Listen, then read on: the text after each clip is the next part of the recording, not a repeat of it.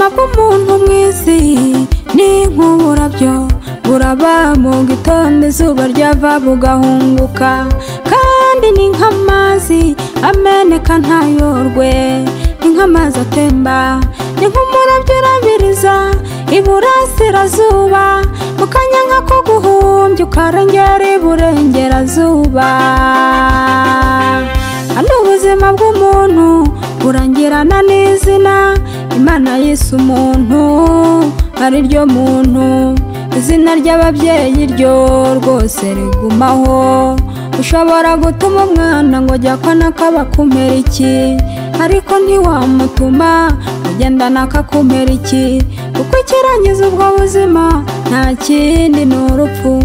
Burya umuntu aba umuntu agifite ubuzima bw'umuntu. Gupfa aho tuzapfa, gupfa aho tuzapfa, n'umubwiriza yavuze ko hari igihe cyo kuvuka hakaba n'igihe cyo gupfa. Waba ukomeye cyangwa woroheje ibyo ubimenye, gupfa aho tuzapfa. Karama aravuga ati icyampa nkazapfa nkabo, nanjye uriho mbaririmbira niryo herezo nsaba. Abo nibanda bavugwa n'abakiranutsi, cyane muze dukore neza tuzipfire nk'abakiranutsi.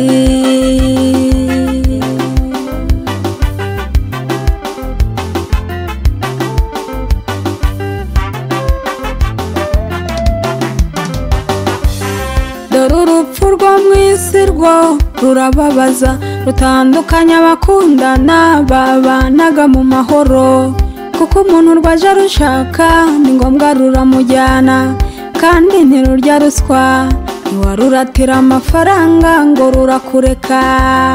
Umugore n'umugabo bakundanaga rujyana umwe undi agasigara, ntirukangwa n'umusore wanaka urangije amashuri nawe ruramujyana. Umukobwa ufite uburanga amaso areba ubudahaga, ruramujyana rugakura ababyeyi b'amata mu kanwa, kwakira inkwano ze ubwo bikaba birahagaze. Uwari fiyanse we agasigara ashakisha indi nshuti, kandi urupfu ntirukangwa n'abageni bakiri mu kwezi kwa buki, rujyana umwe undi agasigara. Ntirubabarira umubyeyi ufite umwana umwe w'ikinege, ruramujyana akajya yisiga akisanga.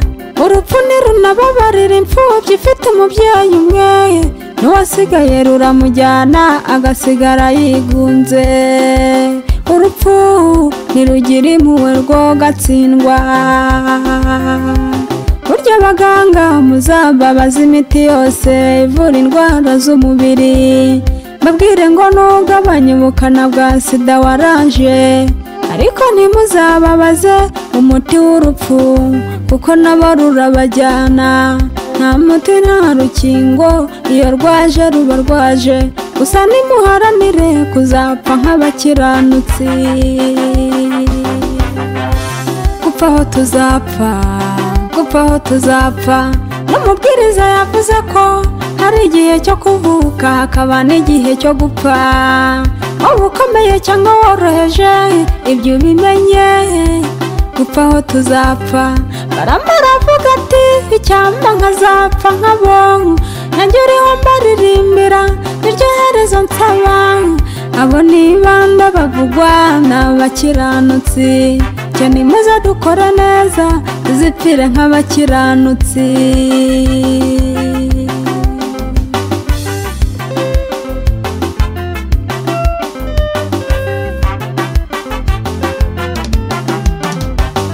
Igihe cyawe cyo gupfa cyageze, aho uri hose rurakujyana.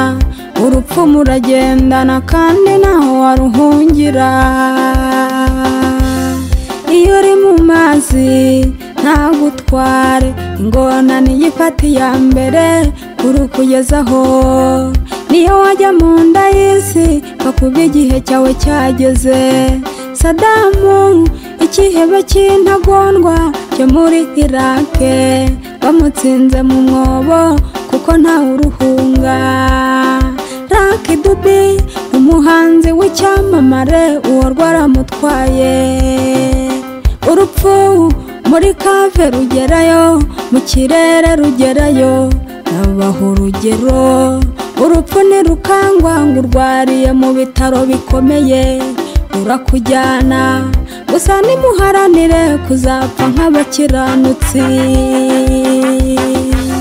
Dore abanyabyaha bo ni ngombwa gutinya urupfu, kuko baba bategereje umunsi w'urubanza ngo bahanirwe ibibi byabo. Ariko abakora neza ntibagakwiye gutinya urupfu. Urupfu ruzatuma tubonana n'abacu twabuze, kandi urupfu n'umuhuza w'abana b'Imana na Se. Kora neza kugira ngo igihe cyawe cyo gupfa nikigera uzagira iherezo ryiza nk'iry'abakiranutsi, kuko kubaho ni Kristo no gupfa ni inyungu ku mukristo wese ukuri.